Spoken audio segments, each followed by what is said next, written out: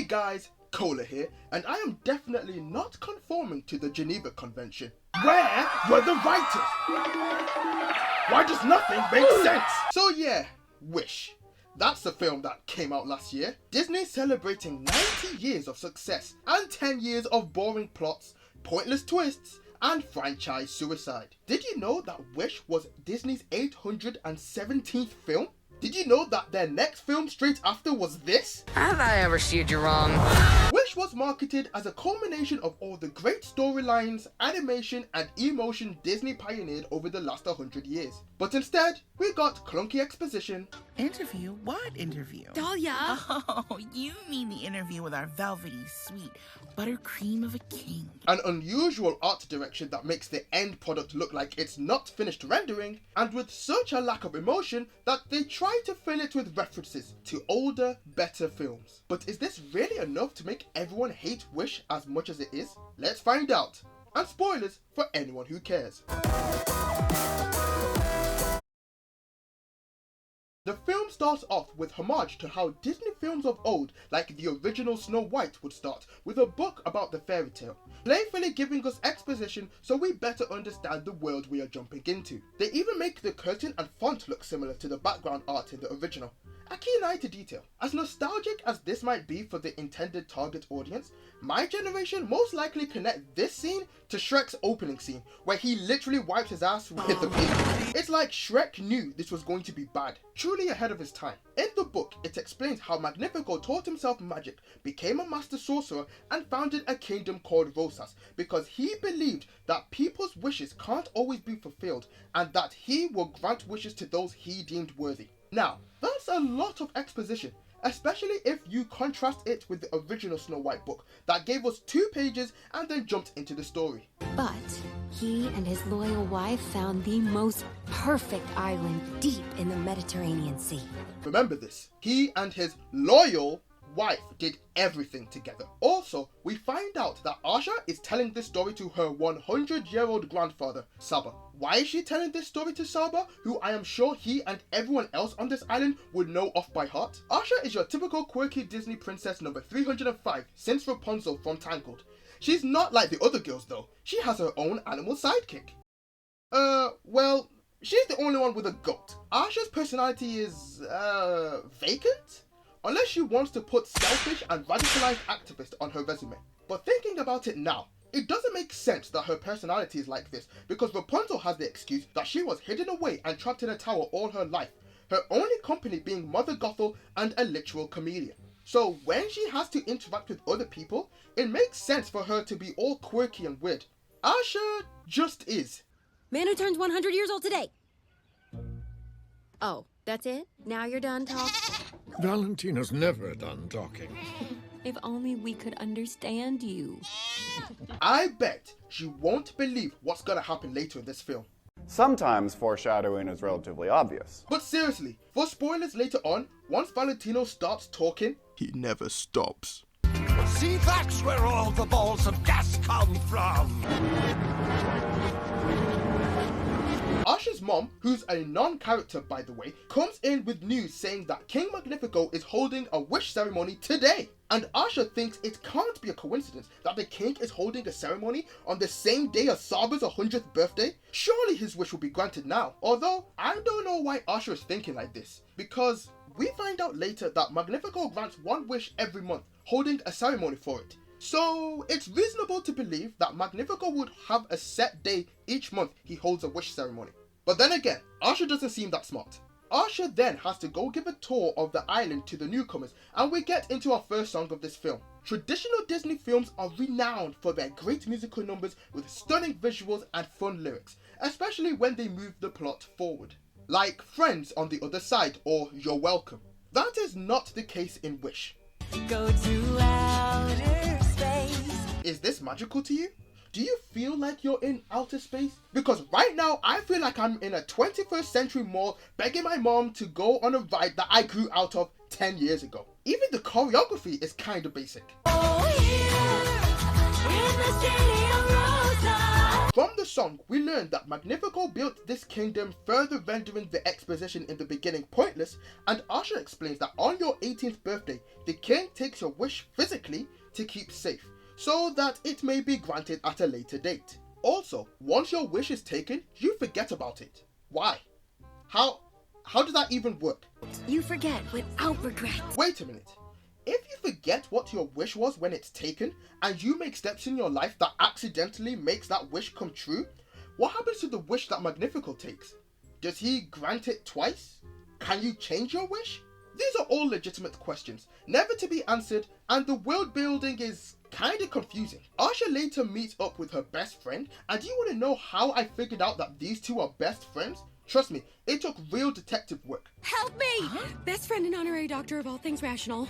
My interview is in 1 hour. Subtle, I know. This is one of my main issues with this film, and why I believe so many people think this film was written by AI. The dialogue between characters who have supposedly known each other for years is so clunky. They are trying to convey expositional information as well as character information at the same time, and it just feels off. Interview? What interview? Oh, you mean the interview with our velvety, sweet buttercream of a king. My best friend, the king's apprentice. I'll be famous. Who talks like this? Okay, I know some people talk like this, but I mean, who that you know and like that talks like this? We later get introduced to the rest of Asha's friends, and they have as little personality as Asha does, replacing it with the fact that they are supposed to be references to the 7 dwarves. I guess the saying is true, birds of a feather flock together. Oh, right, your interview with the king. Come on. Everyone knows the racket. The king's apprentices get their wishes granted, and usually their family's wishes too. Hey, isn't your Saba turning 100 today and still waiting? See? They even share the same terrible dialogue. But yeah, Asha is apparently interviewing to be the king's apprentice, and the queen personally comes and gets her. Wouldn't they have servants for that? And what is the relationship between Asha and the queen? She seems to be super close with the queen, even though she's just a tour guide. If anything, it would make more sense for Dahlia or one of Asha's other friends to be closer to the queen, because they actually work in the palace. I'm rooting for you, Asha. You are? Mm-hmm. Oh, thank you, ma'am. But why? Well, I see the way you look out for others. It's clear how much you love this kingdom and its people. This feels a little like cheating, and the queen just straight up lied there. When has Asha shown that she has looked out for others? During the tour guide? That's her job. She is being paid to show people around. I don't think that is necessarily just out of the kindness of her own heart. I wouldn't even call her selfless. Grumpy or Gab or whatever his name is called Asha out on her selfish bullshit earlier. Everyone knows the racket. The king's apprentices get their wishes granted, and usually their family's wishes too. Not always. Ooh, maybe always. Look, me and Gabble see through your lies, queen. This is nepotism at its finest. Magnifico appears and even helps Asha out when she touches something that she's not supposed to. And then Asha proceeds to bomb her interview. Tell me why you think you should be my apprentice. I care too much. But even though she bombs her interview, Magnifico has the patience to indulge in her whims and even opens up about his past. My entire family, our lands were destroyed by selfish, greedy thieves. That's right, you guessed it. This will never come up again or play any part in the plot at all. All it does is paint Magnifico in a more sympathetic light that will make you annoyed with what they do with his character later. But for now, Magnifico seems like a pretty nice guy. He truly believes he is protecting everyone in his kingdom. Magnifico is such a chill guy, he even shows Asha the wishes. Hang on a minute. If the wishes are taken at 18, why are some of the people in these wish bubbles look clearly older than 18? Asha spots Saba's wish and then immediately, selfishly, asks for Magnifico to grant it. Selfless and looking out for others, my ass. Magnifico obviously objects because he says that Saba's wish is too vague and can be dangerous. I mean, Magnifico's kinda got a point here. Saba wished to create something to inspire the next generation. Who makes a wish like that? To create something.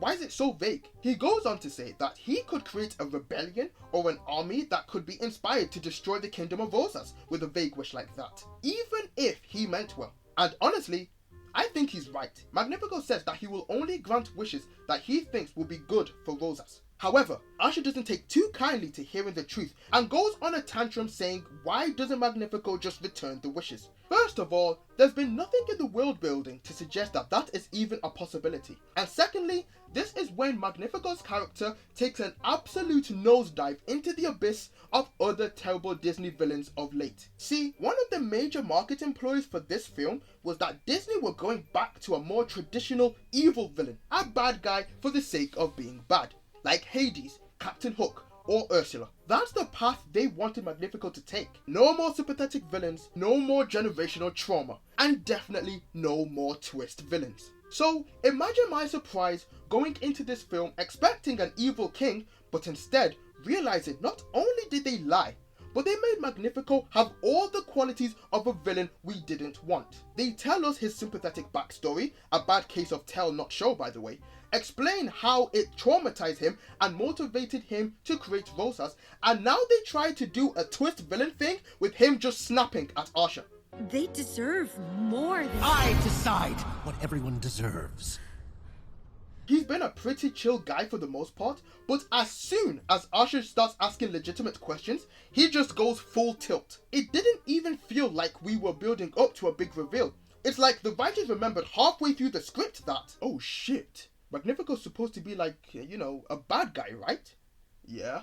Well, we have just been making him a lovable asshole with legitimate points and beliefs. Oh damn. And he's supposed to be like a super bad guy, right? Oh shit. That's what we advertised him as. So what do we do? Yeah, I don't know. Ask the intern. Hey Pixel, what do you think we should do? Why not just make him flip on a door? It's not fair. My Saba is good. The people of Rosas are good.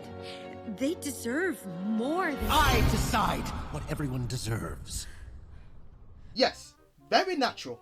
I won't be surprised if that is actually how it went down. Magnifico then decides to be a dick by inviting Asha to front row seats to the wishing ceremony as he purposefully does not grant Saba's wish.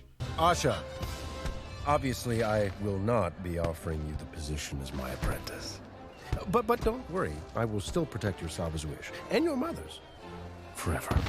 So Asha is now sulking at home, and when Saba asks what's wrong, she straight up lies. Your wish will ever be granted. Why would you say such a thing? The king told me so. He said it's too dangerous to grant. No, why are you lying? He didn't say his wish was too dangerous. He said his wish was too vague and the outcome could be dangerous, even if the wish meant well. Your Saba longs to create something to inspire the next generation. Great wish, but too vague. This is our kind and selfless hero, everybody. After nobody believes her lies, she decides to run off into the woods and wishes upon a star. This is supposed to be the part of the Disney film where the main character sings about what they specifically want. You know, their I Want song. But Asha shows that she truly is Saba's granddaughter.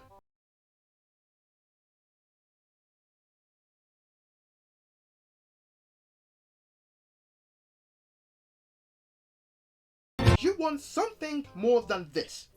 What do you want exactly? More than what specifically? You've just been told that if a wish is too vague, it isn't a good idea to have it granted because it can be dangerous even if the wisher had good intentions. This also shows that Asha is not a good listener. But anyway, in a bright light set in a glow all of Rosas, a literal star appears in front of Asha. Where did this star come from? How is this even possible? Is star a literal star or a figurative one?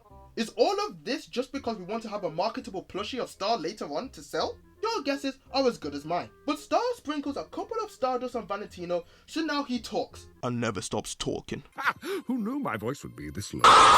Sometimes foreshadowing is relatively obvious. Star then gives a couple of the other wildlife voices, and we're going straight into another song. They sing about how everything is made of stardust, so we are essentially stars ourselves. And I know this is supposed to be like a classic Disney princess film, but I feel like the pacing is off with how quickly these songs are coming back to back. Do you grant wishes? Oh no, I'm sorry. Obviously not. Forget I asked. What? Star clearly grants wishes, or else Valentino wouldn't be talking right now and ruining my life. This is just some contrived BS to stop Asha from having her wishes granted and ending the film right here. Star tells Asha to break into the castle and steal all the wishes back, which Asha, suspiciously, does not need much convincing to do otherwise. Meanwhile, Magnifico is freaking out that there is a possible other magic user in the kingdom, threatening his reign. I don't know how he got that from just a glow of light, but sure, whatever. He's so unhinged, he's even about to use a cursed evil book, but is convinced by his loyal wife that there's another way. We know nothing of these pages, but with this book, I fear it commanding you. Now that I'm thinking about it, where did this evil fucking book even come from? Asha, with help from Dahlia after they find out about Star, sneaks into Magnifico's study as he is outside being annoyed by his subjects. Why can't we remember that? Since we're asking, what if we want to change our wish? Good point. Wishes can change. That's what I'm saying! Anyway, Asha has gotten to the wishes, but her plans have changed. Please, find my Saba's and Mother's wishes as fast as you can. Asha, what happened to saving everyone's wishes and returning them to their rightful owners? You seem to be going back on your word. Not cool. This just shows off more of her selfish nature by only wanting to save her family's wishes. If she truly believes that what the king is doing is bad, she should be trying to free all of the wishes. We then get the villain song, which is normally the highlight of any Disney musical, but this one is pretty mid. It doesn't even sound like a villain song. It sounds more like the hero who is feeling a little bit disrespected and just wants more respect. It's not great, but I think it's the best song from the film and the most memorable at least, but not all for the right reasons. I'm pretty sure there are loads of videos on YouTube breaking down the subpar lyrics from the songs in this film, but even I, who knows nothing about the musical structure, can tell you that this song just feels off. I let you live it for free and I don't even charge you rent. Like, isn't that just a double negative? He said the same thing twice. And wait a minute, no one is paying rent in this town. So why the hell do people have jobs? Magnifico decides to not listen to his loyal wife after all, and opens the book, which possesses him and turns him fully evil. Wait.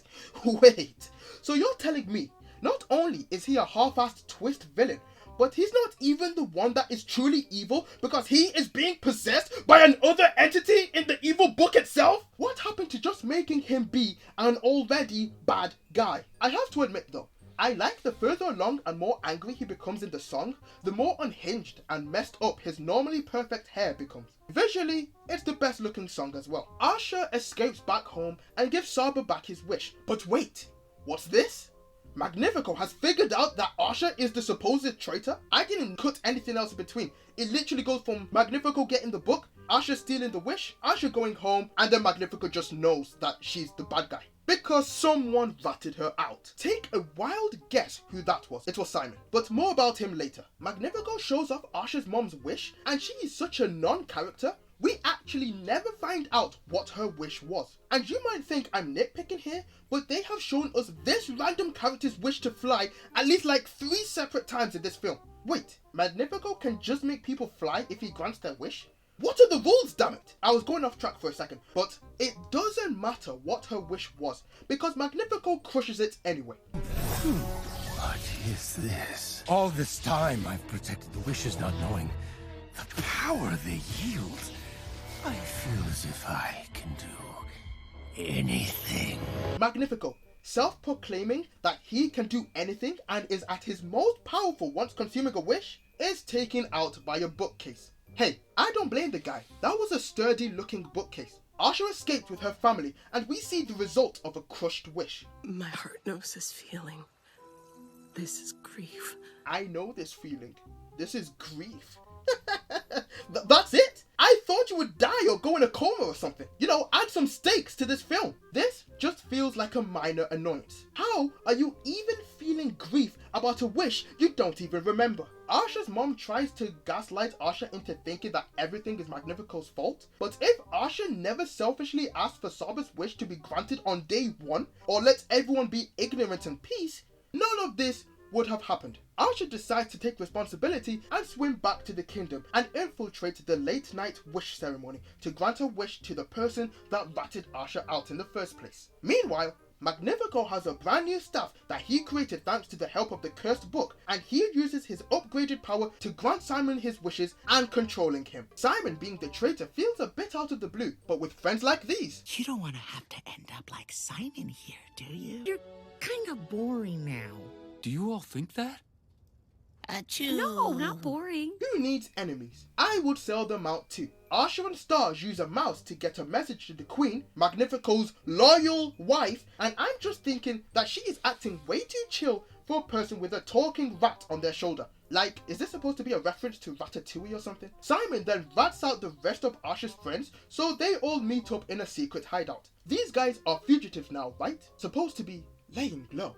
But they are having a rave in the basement, and it's no wonder that the Queen, or anyone else who isn't deaf, was able to find them. So yeah, the Queen finds them and decides to help them stop the King. Now, this isn't why I keep hinting at the Queen as Magnifico's loyal wife. That's for later. For now, she is in the right, because if you see a loved one going down the wrong path, you would do everything in your power to stop them and help them, even if it might be seen as a betrayal of trust. Archer's master plan to beat a supreme wizard is to act as bait in the woods while Star and the rest of her friends sneak into Magnifico's study and free all the wishes. A master plan indeed. However, Magnifico somehow sees through this incredibly thought out plan and actually sent Simon into the woods to get Archer whilst he is still at the castle. This is funny because in the song just a few moments earlier, when Archer was rallying her friends, they stated, I don't think he's prepared for what's coming. So that was a f***ing lie. Archer then leaves Simon to the wildlife animals so that she can rush back